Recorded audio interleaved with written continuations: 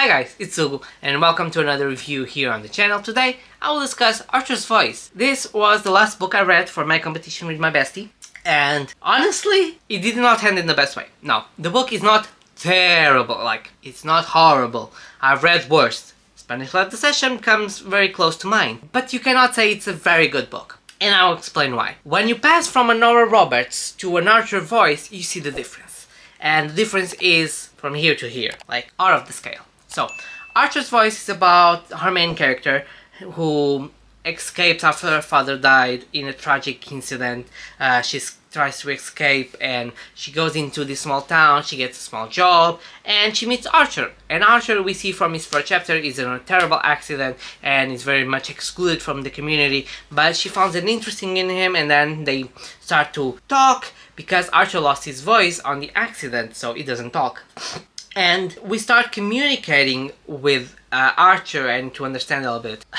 Overall, it's a romance, okay? So you expect. I think it's too much. I think, like, I said this to my best friend. I was like, compare Nora Roberts' writing style to this. This looks like it's writing by a teenager. Like, I'm sorry, but you pass from the complex characters from Nora Roberts in the same genre to this one. This one felt like teenagers were writing a romance. Like, it was so difficult for me to get interest in these characters.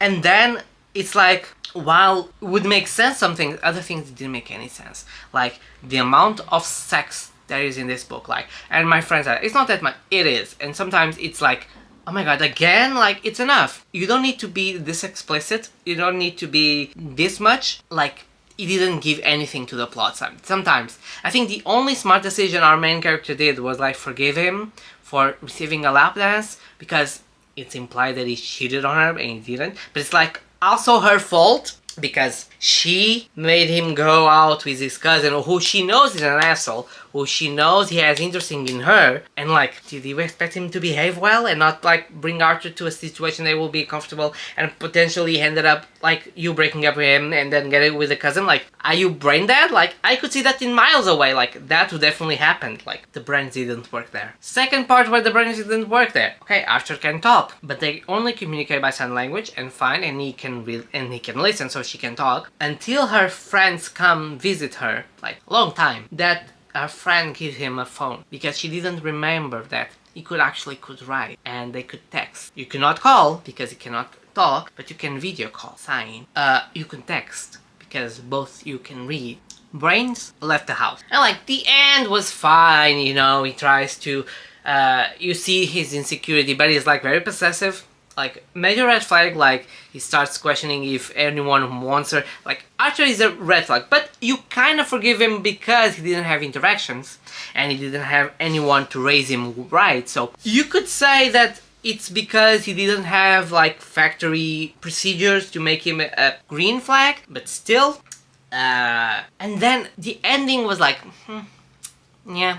You know, it was like, the revelation was not like a big revelation, by the way. It's like, come on. From the first chapter you see something was wrong. Even if it was like, you could not be, come on. You knew something was wrong. Like, if this was fluffy, yeah, sometimes. If this was great, yeah. Like, it was not terrible. Sometimes I would enjoy it, but sometimes I was like, again, come on, why are you being like this?